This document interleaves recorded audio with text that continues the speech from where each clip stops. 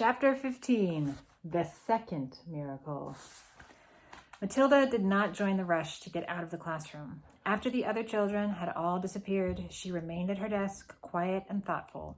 She knew she had to tell somebody about what had happened with the glass. She couldn't possibly keep a gigantic secret like that bottled up inside her. What she needed was just one person, one wise and sympathetic grown-up who could help her to understand the meaning of this extraordinary happening. Neither her mother or father would be of any use at all.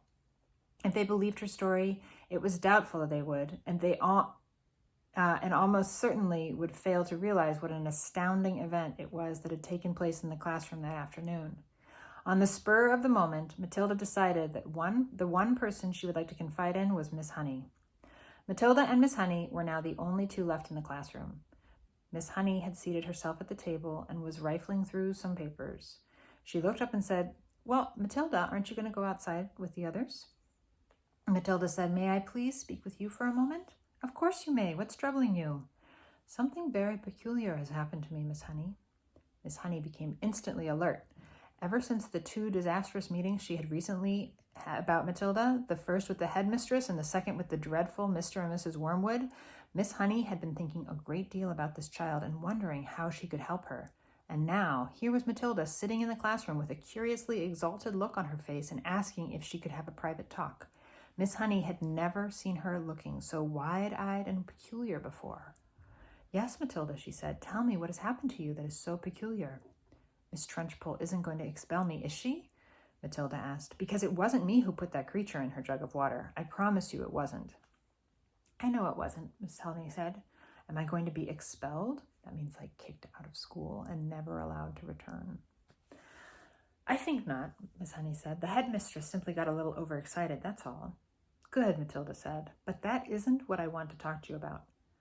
"What do you want to talk to me about, Matilda?" "I want to talk to you about the glass of water with the creature in it," Matilda said. "You saw it spilling all over Miss Trunchbull, didn't you?" "I did indeed." "Well, Miss Honey, I didn't touch it. I never went near it."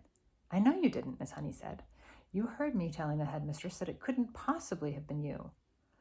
"Ah, but it was me, Miss Honey," Matilda said. "That's exactly what I want to talk to you about."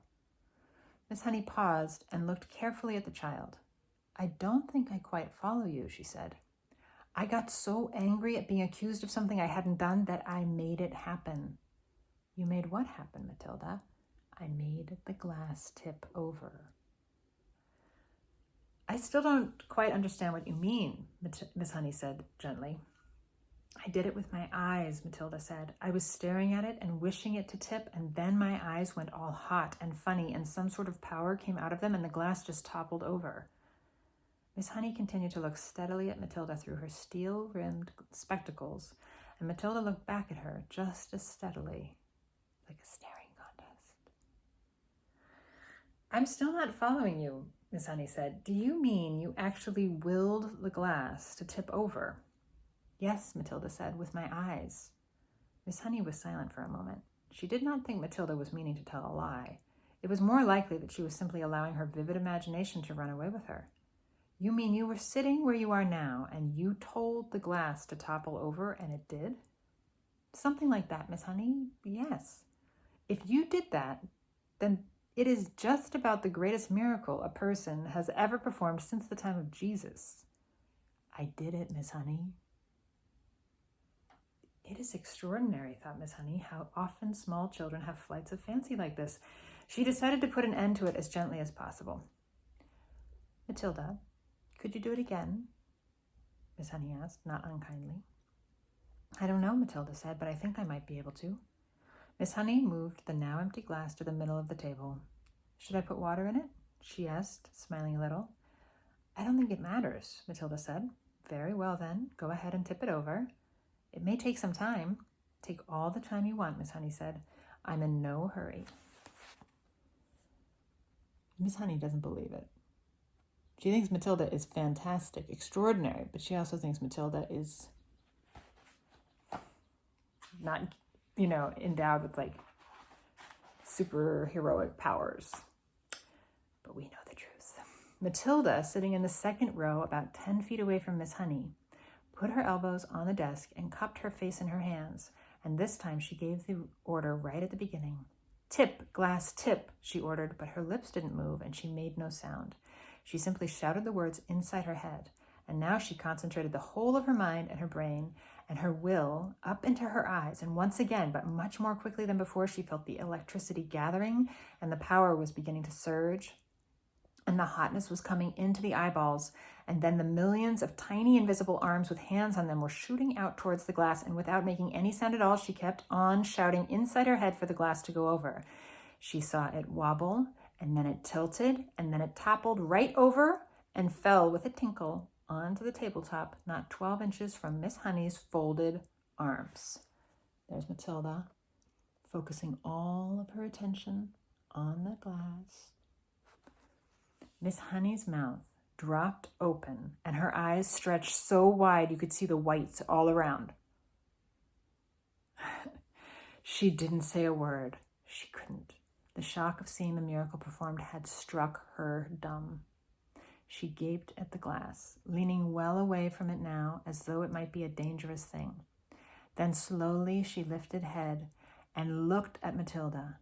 She saw the child white in the face, as white as paper, trembling all over, the eyes glazed, staring straight ahead and seeing nothing. The whole face was transfigured, the eyes round and bright, and she was sitting there speechless, quite beautiful, in a blaze of silence. Miss Honey waited, trembling a little herself, and watching the child as she slowly stirred herself back into consciousness. And then, suddenly, click went into her face, and her face took on a look of almost seraphic calm. "I'm all right," she said and smiled. "I'm quite all right, Miss Honey, so don't be alarmed." "You seemed so far away," Miss Honey whispered, awestruck. "Oh, I was. I was flying past the stars on silver wings," Matilda said. "It was wonderful." Miss Honey was still gazing at the child in absolute wonderment, as though she were the creation, the beginning of the world, the first morning.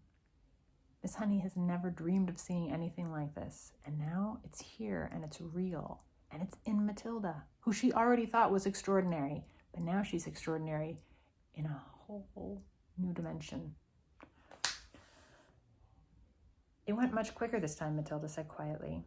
"It's not possible," Miss Honey was gasping. "I don't believe it. I simply can't believe it."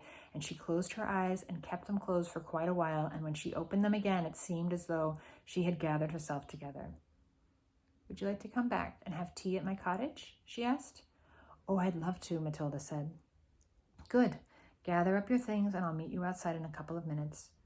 You won't tell anybody about this thing I did, will you, Miss Honey?" "I wouldn't dream of it," Miss Honey said. I guess in olden times, teachers would regularly invite kids over to talk and discuss ideas in school. And of course, we don't do that today. Schools are too big, the separations, but they're going to go to Miss Honey's and have a chat. Get ready for chapter 16.